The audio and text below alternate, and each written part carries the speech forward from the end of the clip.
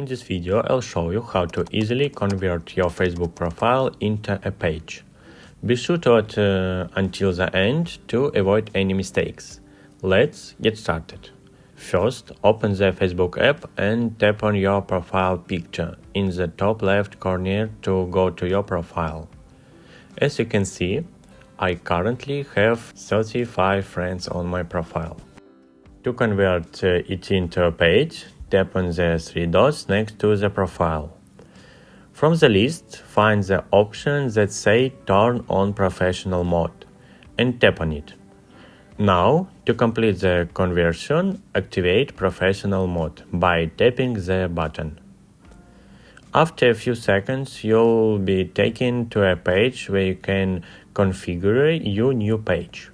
Just follow the prompts by tapping Next and selecting your preferences.